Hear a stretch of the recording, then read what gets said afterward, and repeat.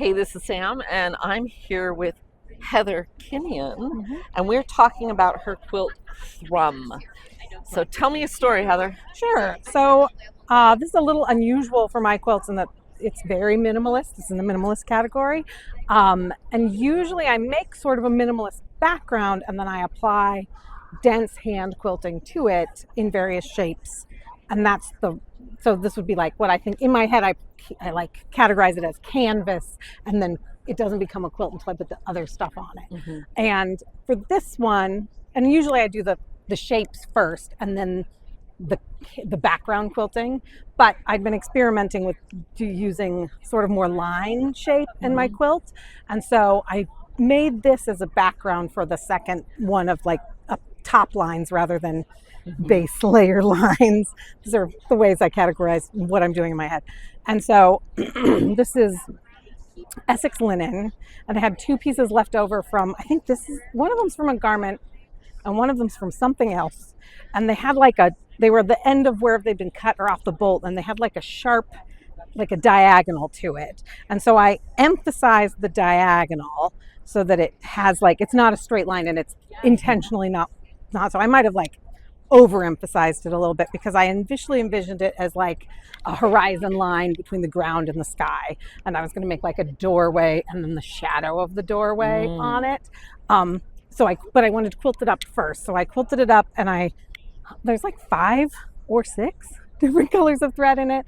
It's like matched up here and matched down here, and there's some overlap colors where it gets lighter in the middle, and they're all sort of like silvers and light mauves and things like that blend in.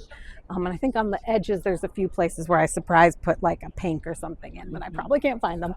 And then I finished it here, and I hadn't put the surprise in it yet, and I stopped and I did a lot of sketches and like overlaid on my phone sketches, and I didn't like any of the initial plan, and so I didn't do anything, and I think I left it for like 2 or 3 months assuming something would come, and it never did.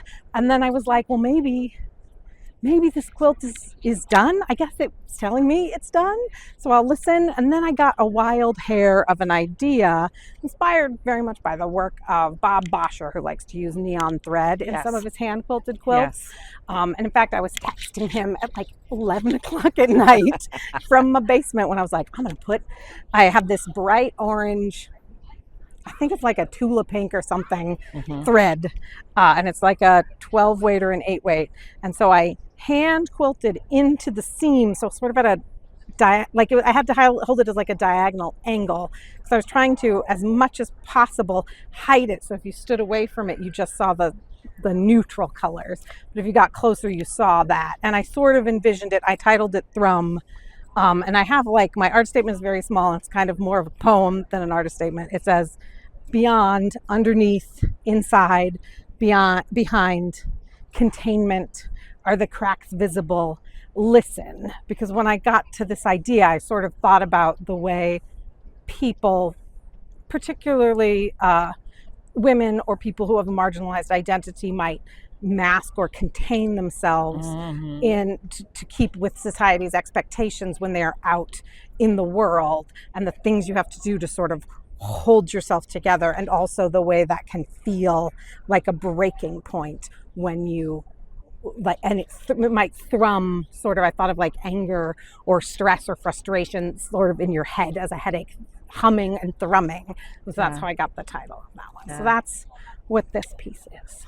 Yeah, those feelings are very sort of, to me, they have a low level sound to them. Yeah, they have a like sound. It's out in the universe. Yeah, like but like maybe sharper than that. I don't think I could. It's almost mechanical in my head, so I don't. Well, I am fully in support of all orange surprises, just so you know. Yeah. So the neon orange. But thanks, Heather. You're welcome. Thanks for talking to me.